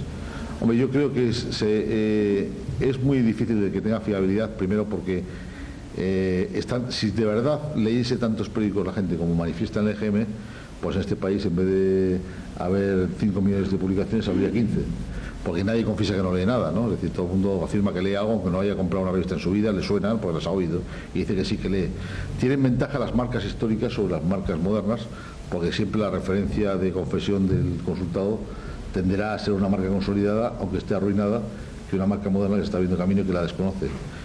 Y por lo tanto yo creo que ahí en la radio los líderes de la radio, los que se pelean por las ondas, lo tienen clarísimo cuando denuncian. Pues a mí en Cádiz me da 15.000 lectores, 15.000 oyentes y no tengo emisora. En cambio en Zaragoza, que tengo 3 emisoras, no me da ningún oyente, porque hay incluso la confusión entre siglas. Radio Cádiz o Radio Popular de Cádiz, o y la gente al final dice yo la del Olmo. ¿Y dónde está el Olmo? Pues antes estaba en una, ahora está en otro. Entonces eso yo creo que es una de las grandes preocupaciones tanto de los editores como de los anunciantes como de los publicitarios, el contar con un barómetro más fiable, pero ahora mismo yo creo que no lo hay. ¿Qué opinión tiene acerca de los libros que están publicando ahora sobre el tema de la beauty, de los banqueros y eso, que son escritos por periodistas? Si ve que es una difusión más del periodismo... Sí, yo creo que eso es otra cosa. Yo creo que habría unos sí y otros no. Yo te diría que unos tienen más que otros. Yo creo que eso es como todo. Si se hace bien me parece muy interesante porque es una forma de recopilar y de concentrar en una historia general un tema de inmensa actualidad. Yo, por ejemplo, estoy orgulloso, perdóname otra vez que haga publicidad de lo mío, ¿no?, de un serial que estamos publicando en fascículos de una historia de la Beautiful People, que está escrito por un magnífico periodista que ha sido director de la Gaceta de los Negocios y de El Sol, y que es colaborador fijo de Panorama, que es José Antonio Martínez Soler, es uno de los mejores periodistas económicos, y está haciendo una historia deliciosa de la Beautiful People, primero porque es una historia no agresiva, sino narrativa. Está contando puramente dónde se conoció un lobby de poder que hay en España, es muy importante, cómo se conocieron, cómo entraron en relación, cómo se conjuraron, cómo tomaron el poder, el papel que han jugado sus mujeres y sus parentescos y cómo se van a pegar un estacazo y se van a matar ahora, ¿no? Es una narración, digamos, desintencionada, plana, sin pasión y descriptiva. Me parece, y que en vez de publicarlo en 4 capítulos lo podríamos haber publicado en un libro. Entonces a mí me parece bien si está bien hecho. Hombre, yo creo que lo que hay que exigir siempre es lo que hablábamos antes, ¿no? A la hora de escribir un libro, el mismo rigor y la misma entrega a la verdad que a la hora de escribir un artículo. Probablemente, voy a decir una cosa que también es arriesgada decirla. En alguno de los libros que se ha escrito, el sheriff queda demasiado guapo, como para pensar que el sheriff no lo sabía antes de que el libro estuviese escrito, ¿no? Y que la sospecha existe de que cuando el sheriff queda demasiado guapo, pues que algo tiene que ver con el autor. Yo no me atrevo a poner nombres ni apellidos, que cada uno piense lo que quiera, pero sí me preocupa cuando los buenos son tan buenos y los malos son tan malos.